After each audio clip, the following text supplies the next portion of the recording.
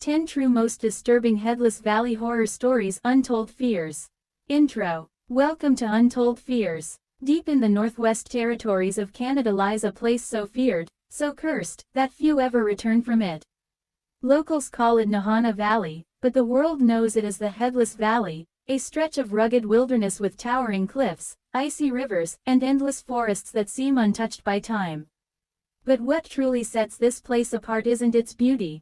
It's the bodies. For over a century, strange and gruesome discoveries have haunted this valley. Prospectors, hunters, and travelers found dead, their heads missing, their fates unexplained. Tonight, we'll explore 10 true most disturbing Headless Valley horror stories, each more unsettling than the last. So dim the lights, settle in, and prepare yourself. These are not just legends. These are real accounts, and they will haunt you long after this story ends. Story 1: The Brothers Who Never Came Back. 1908.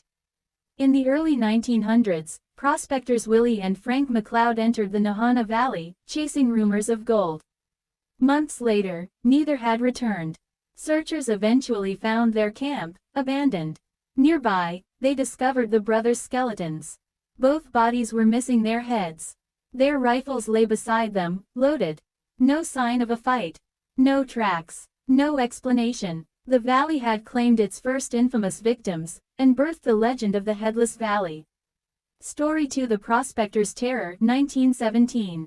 Almost 10 years later, another prospector named Martin Jorgensen tried his luck in the valley. He sent out excited letters claiming he'd struck gold. But soon, the letters stopped. A year later, a search party found the remains of his cabin, burned to ash. Inside the blackened rubble was Jorgensen's skeleton.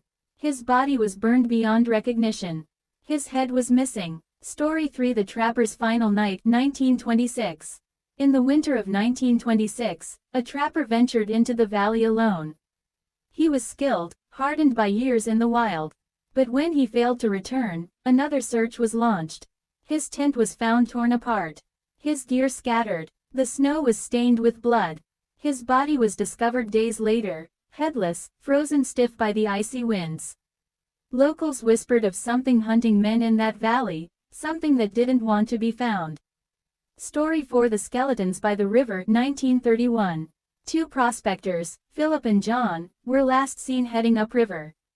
Neither returned. A later expedition stumbled upon their skeletons near the shoreline.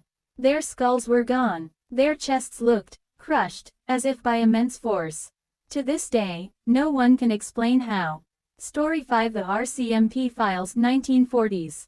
By the 1940s, the Canadian Royal Mounted Police had a growing stack of cases from the Nahanni Valley.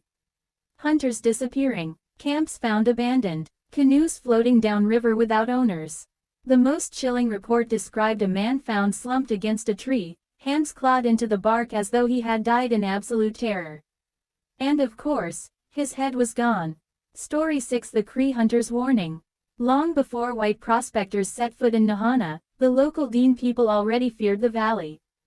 They told stories of a race of giant, violent people who lived there, called the Naha. The Dean warned that anyone who entered the valley risked being hunted, taken, or killed. The Naha themselves mysteriously vanished centuries ago, but the deaths continue. Did the valley inherit their curse? Story 7: The Headless Miner. 1962.